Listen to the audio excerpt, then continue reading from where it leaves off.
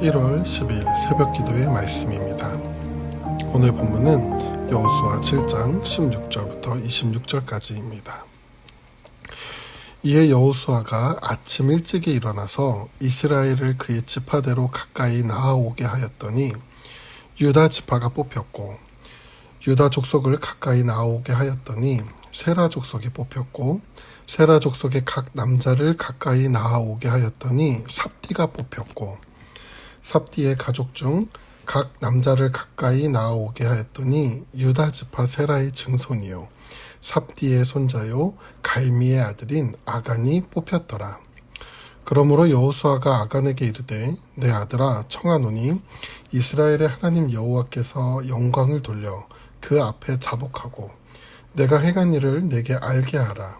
그 일을 내게 숨기지 말라 하니, 아간이 여호수아에게 대답하여 이르되 참으로 나는 이스라엘의 하나님 여호와께 범죄하여 이러이러하게 행하였나이다.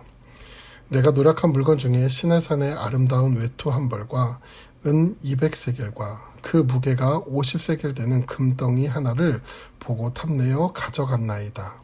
보소서, 이제 그 물건들을 내 장막 가운데 내 땅속에 감추었는데 은은 그 밑에 있나이다 하더라. 이에 여호수아가 사자들을 보내매 그의 장막에 달려가 본즉 물건이 그 장막 안에 감추어져 있는데 은은 그 밑에 있는지라.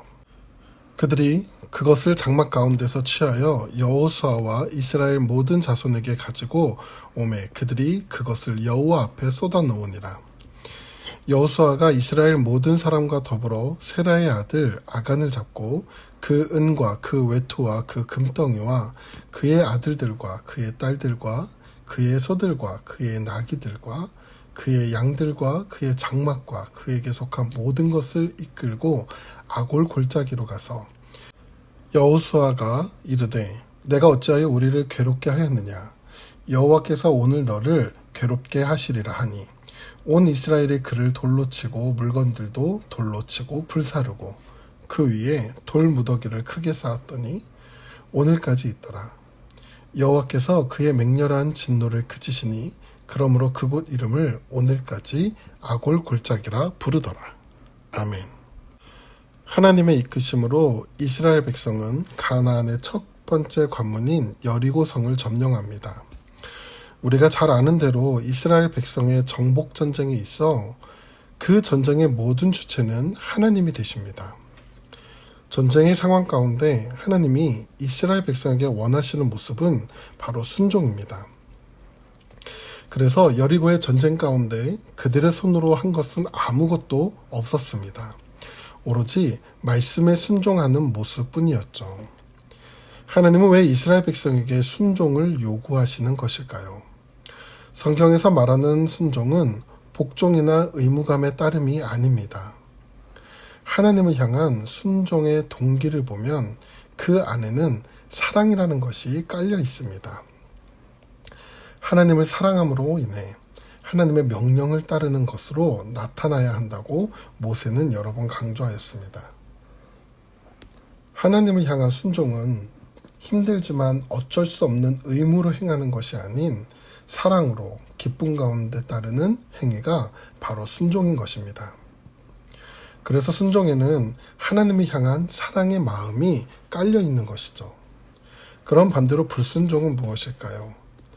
하나님을 사랑하지도 따르려 하지도 않는 마음이며 하나님과 멀어지는, 다시 말해 죄를 말하는 것입니다. 본문을 보면 하나님을 순종하며 따랐던 첫 번째 여리고성 전쟁은 승리하였습니다. 그리고 7장에 보면 두 번째 전쟁인 아이성 전투의 내용이 나옵니다. 그런데 이 전투의 모습은 여리고 때와 너무도 다릅니다. 현재 이스라엘 백성은 여리고성 전투의 승리의 기쁨에 취해 있었죠. 그 결과 분별력이 없는 모습을 드러냅니다. 먼저 아이성을 정탐하고 온 자들은 사람이 적고 작은 성이라 판단하며 2, 3천의 군사면 승리할 수 있다라고 말합니다. 이 보고를 받은 여호수아는 전쟁에 앞서 하나님 앞에 묻지도 않고 정탐꾼들의 말을 따라 3,000명의 군사를 보냈지만 그 결과는 어떠했나요? 이스라엘 군사는 아이성 앞에서 피하여 도망했고 그 가운데 36명쯤 죽임을 당했다고 합니다. 견고한 여리고성을 정복했던 이스라엘 백성에게 있어 아이성의 패배는 충격과 수치였을 것입니다. 그 모습을 5절에 보면 백성의 마음이 녹아 물같이 되었다고 합니다. 다시 말하면 이스라엘 백성들이 큰 두려움에 빠짐을 드러내고 있는 것이죠. 이 실패의 아픔 속에 여호수아는 그들과 함께 하시는 하나님을 잊어버리게 되고 가나안 사람들 앞에 자신들이 초라하고 작게 보였을 것입니다. 뿐만 아니라 성공의 감정이 실패의 감정으로 바뀌게 되자 하나님께서 할례를 통해 주신 언약의 백성의 교훈과 유월절 절기를 통해 주신 구원의 은혜를 잊어버리게 되었으며 불가능한 전쟁 가운데 그들을 이끄신 하나님을 기억하지 못합니다. 이러한 반응은 여호수아의 인간적인 연약함을 드러내고 있는 것이죠. 우리도 마찬가지입니다. 삶의 절망에 빠지게 되면 하나님의 함께하심을 잊어버리기가 쉽습니다. 이렇게 실패의 절망이 가득 찬 여호수아에게 하나님은 찾아오셔서 그에게 회복의 길을 보여주고 계십니다. 10절에 보면 하나님은 여호수아에게 왜 엎드러져 있냐라고 물으십니다. 이 말은 여호수아야, 너는 영적인 사람으로서 이러한 실패의 이유를 아직 모르겠느냐? 너는 실패한 이유를 알아야 하는 사람 아니냐라고 말하는 것이죠. 그러면서 이스라엘 백성의 실패의 이유를 말씀하시는데 그것은 바로 불순종이었습니다. 11절 이후에 보면 여리고성 전쟁 가운데 취한 모든 물건을 하나님께 바쳐야 함에도 불구하고 그것을 누군가 도적질하였다고 말합니다. 하나님이 그 물건 몇 개를 빼돌린 것에 화가 나신 것일까요? 아닙니다.